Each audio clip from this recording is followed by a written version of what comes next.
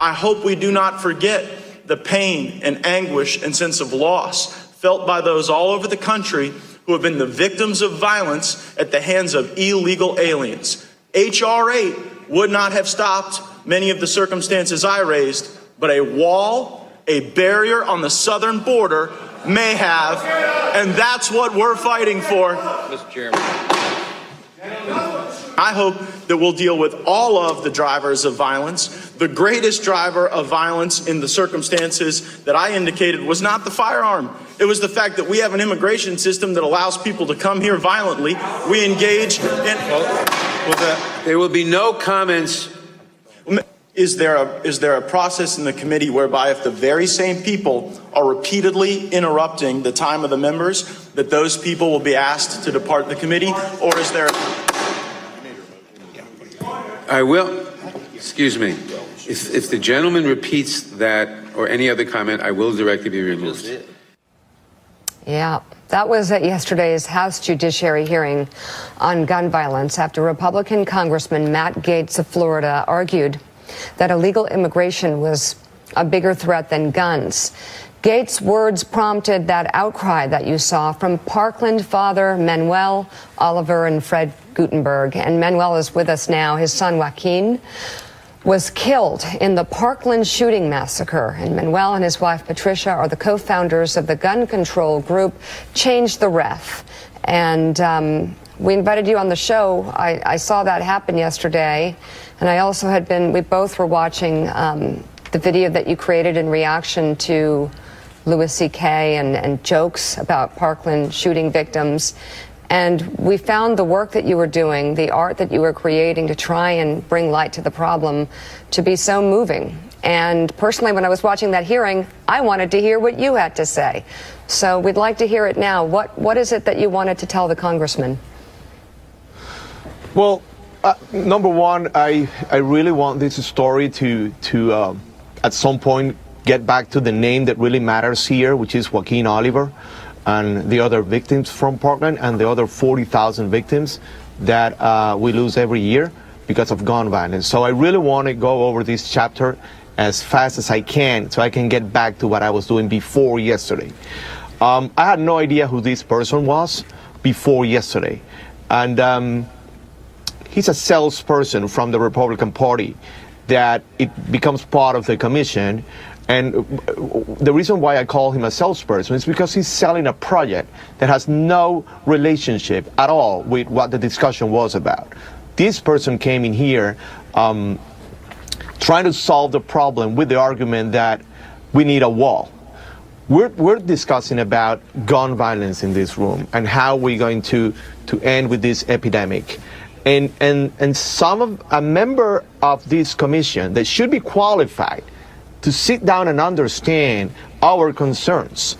Not only my personal concern as a father of a victim, but there's also a lot of young people in this room trying to stay alive. And it was very offensive that the only side of the story that seems to bother them is this wall that seems to be the solution for all our problems. What I said is, remember my son, remember us. And then he pointed at me, like that. And you don't point at me like that. And then he tried to get me out of the room. And you don't do that. You don't get me out of any room. I'll get you out of that room as soon as I have the chance to vote for someone else. So it wasn't a conversation between this person and me. I wish it was like that. I got a warning, said, take it easy, sir. You better sit down and you're not allowed to say anything else. And that's fine. I just reacted as a father. I am still Joaquin's dad, and I will be Joaquin's dad till the last day that I'm here. And anybody that offends my kid will receive an answer from me.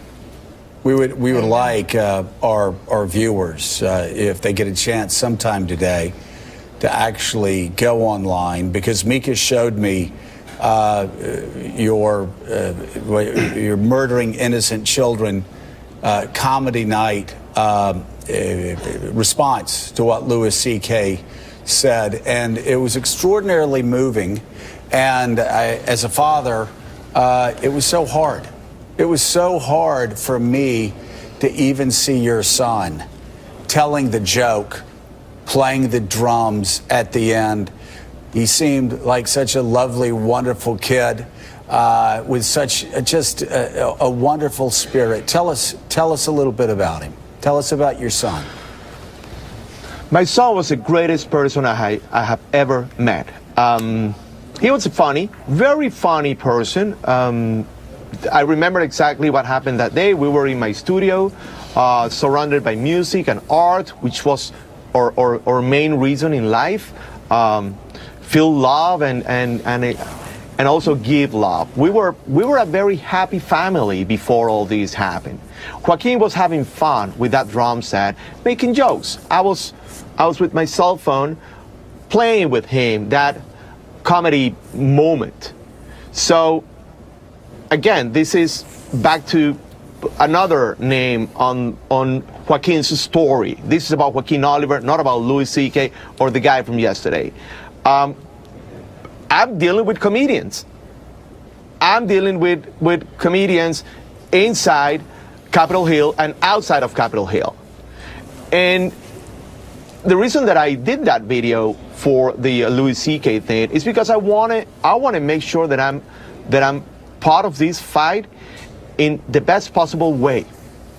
What do I know? What are my skills? I'm in the advertising business. I'm a creative person and I'm an artist. That's who I am. I don't wear ties, I don't wear suits, I don't go to meetings with politicians.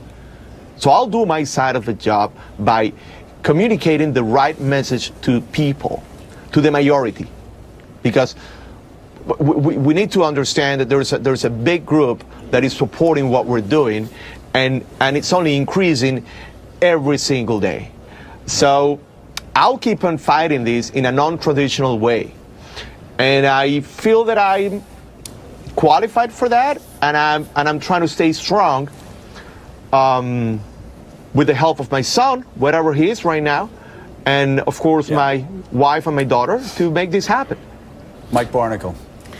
You know, listening to you, Mr. Oliver, it strikes me, and I'm sure it strikes everyone on this panel as parents, that you belong to a club that no parent ever wants to join. You've buried your son. And so yesterday, I'm wondering, as you watched that congressman point at you and basically telling the country that a wall along the Mexican border would be more helpful than anything having to do with the elimination or the restriction of gun ownership and usage, how do you deal with something as irrational as that coming from an elected official? Well, it's not only irrational, it's wrong, but it's also a big contradiction coming from them. What happens here, and I don't get it. I was also in the State of the Union listening to our president, and I don't understand why some deaths are more important than others, and how we are trying to solve a small portion of our victims and not the big picture. We assume that we have a perfect system that it's allowing people to defend themselves, and that's all we think about. Now here's the thing. If we really are concerned about people dying from illegal aliens that are criminals, or from Americans, or from whoever gets out there and is a bad person and kills someone, then we should worry about all of them, the big picture of it. So the contradiction is, yes, we want to save lives, but wait a minute, the wall will save 4,000. What about the other 40,000? You know who's an immigrant? I'm an immigrant. I did things by the book. My son came from Venezuela. I was trying to find a safer life in here. He got shot by an American white dude. So what's the answer for that? If I don't get it from them, they will get it from me. That's my point. Mr. Oliver, it's Willie Geist. Thank you for sharing these thoughts about your son. By all accounts, was just a remarkable young man and lost his life at 17 years old. As you said, you moved here 15 years ago with your family from Venezuela. You all became citizens of this country. You chose Parkland because it was a safe place with good schools, or so you thought until last February. I'm wondering, though, what you believe as a practical matter ought to be done about guns in this country. You've unfortunately had to become well-versed over the last year in the gun debate in America. What do you think is realistic that can change in this country with regard to guns? Well, number one, I've been in other countries. I've been all this year, I've been exchanging, educating myself into what other nations have done, and they just didn't deal with it as soon as they knew it was a dangerous position. We need to make sure that we pass some common sense bills, like the universal background checks is a no-brainer, and I don't even know why we're discussing this. By the way, I saved a lot of time yesterday by making my point, because now we're not going to waste more time talking about the wall, hopefully. And each minute that we save from these discussions is probably a life that we're saving. So this is taking too long. This is taking too long, and the answers are right there on the table. You can see it in Australia, you can see it in the United Kingdom, you can see it in Japan. These are nations that were able to solve this. These are nations that were able to put their civilians and people before guns or the right to arm yourself. So we need to put some control in here. And yes, some people don't like the word gun control. Well, guess what? I do.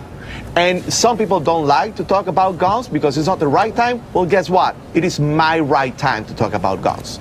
So there is a solution as long as we keep our minds centered in the problem. My son is not here. What I'm doing is not going to save him. Anyone that has a kid out there should be worried and concerned about what happened to Patricia and Manuel, and most important, what happened to Joaquin. So you should be part of the solution and push forward to make this thing happen. This is an American tradition. It's okay. It's okay as long as the gun lobby and the NRA are behind this death. It's fine. Guess what? It's not okay. All right. Thank you so much, Manuel Oliver. We greatly appreciate it. It is important to note here that actually 9 out of 10 Americans since Newtown have supported an expansion of background checks, universal background checks. An overwhelming majority of Americans support the banning of bump stocks, which Congress has refused to do since Las Vegas, since people were gunned down at a country music concert. It's important to note that in many polls, a majority of Americans support the banning of military-style assault-type weapons. The numbers actually, people may not like hearing it in Congress, but actually the overwhelming majority of Americans actually do support common sense gun safety laws. We'll be right back.